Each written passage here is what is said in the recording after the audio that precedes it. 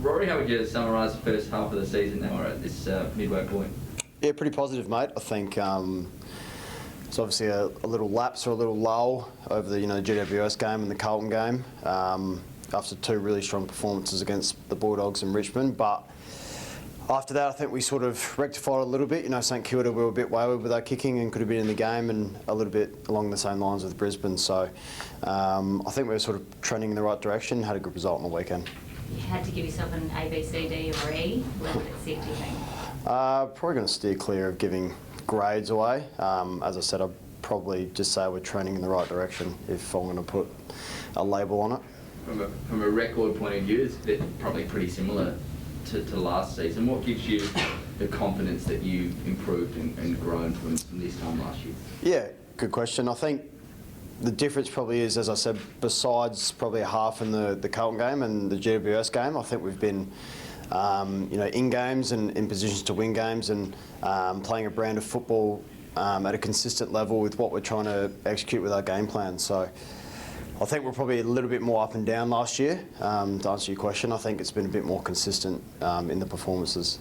Coming back off the bye, you've got Suns, North, Melbourne, then the Hawks. Gets a bit tricky. What have you set yourselves in terms of ratio of wins in the second half of the season? What would feel good as a club?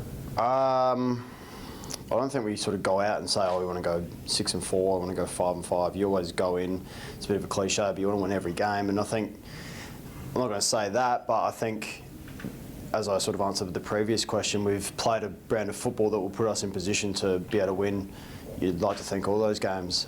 In saying that, Gold Coast are travelling really well. We've got to travel to Tasmania. Melbourne are, one of the strongest teams in the competition. So I think you see with the evenness of the competition at the moment, it's pretty hard to sort of label it. So I would say consistent performances. What does the bye weekend look like for you? What do you get up to? No, I'm pretty quiet. I'm a local boy, so time with some of my mates outside of footy and with family, and sort of like a mini recovery period. I played 10 games in a row now, and playing the midfield, you get battered around a little bit, so I'll just use it to recover. How are you seeing the development of some of the other guys in the midfield? I guess you carried a lot of weight last season, but we're seeing some real emergence of some younger guys this season. Yeah. There's been a few that's rolled through there. You've seen Jackson Haitley come in as sort of that inside mid and on the wing. Sam Berry has played majority of the year, and I think you've seen him growing some confidence. Being able to drive the ball with his drive the legs with the ball, I should say. Sorry. You've had Matty Crouch coming in and out. He's been out for a year, finding his feet. I think had a really strong game on the weekend. So there's a bit of a mixed match. Jake Saligo's another one who's come in and played fantastic football for us. So if we get the evenness and spread in there, that's where the list grows, and I think we're in a good position to do that. Are you missing anything in there? Maybe from an explosiveness point of view, or do you feel like all the tools are there to become a complete midfield? No, I think, as I sort of touched on with Sam Barry's sort of in that mould. As I said, he's growing confidence. Luke Pedler's had an interrupted pre-season. He can come in and play, and he's sort of that explosive mid. Harry Schoenberg, played majority of the football last year and a little bit earlier this year. So, no, I think we've got the cattle, as to say, in the team. It's just a matter of actually finding the right mix and who's playing well, which is Sam Berry is at the moment, and is doing a role for us.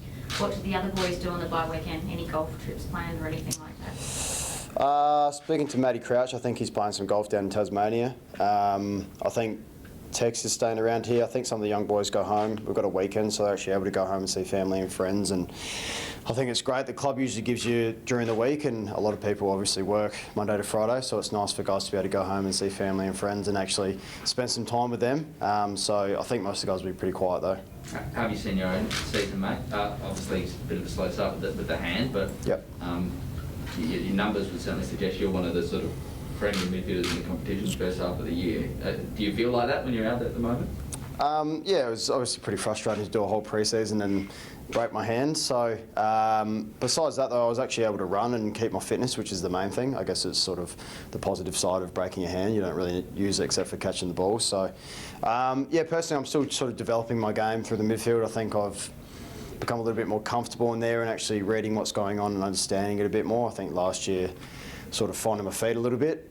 So I'm sort of tracking okay, but I know there's room for improvement as well. Accumulation's never been a problem for you. What is it that you think you need to take your game to the next level in that newish role? Yeah, I think it's hitting the scoreboard, front of centre ball, inside 50 kicks, that more damaging kind of ball. I find a lot of my ball around the contest, and might be just finding a little bit more outside the contest to be able to get the ball forward and sort of like the weekend hit the scoreboard, which is great. So that's probably the next step. Are there players that you think have still got their best form to come in the second half of the season?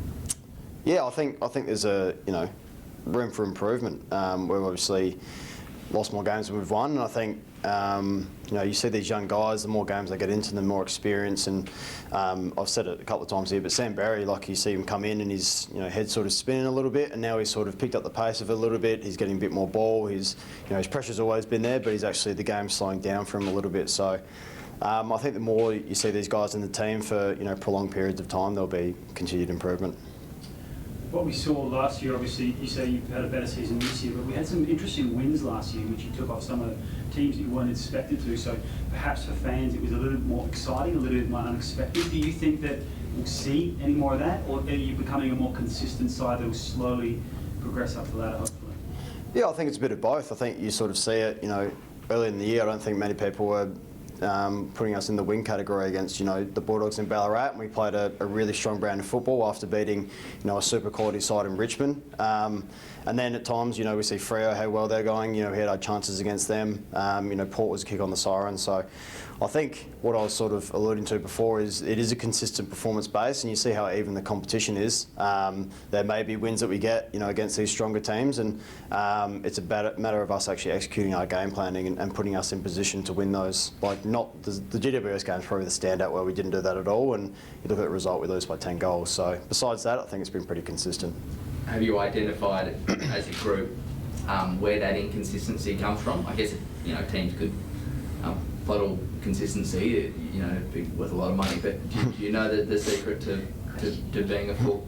Just get on with it, Josh. Do you identify what the secret is to becoming a full quarter team? Well, I think you see with our team in particular, I won't talk about other teams, but around the contest, if we drop that away, even on the weekend, for example, against West Coast, we dropped away for 10-15 minutes in the fourth, and they kicked 3 or 4 goals, and that was just their pressure ramping up and their midfield. And it sort of starts with us in the midfield, as a lot of the contest is based. But if we're kicking into our forward line and it's coming out, it makes it hard. Or if we're kicking it down back and they're getting beaten. So I think ours stems off contest, and then off the back of that, we're actually able to move the ball. So I think I keep saying it, but the GWS game, they smashed us around that, and we got smashed in as a result.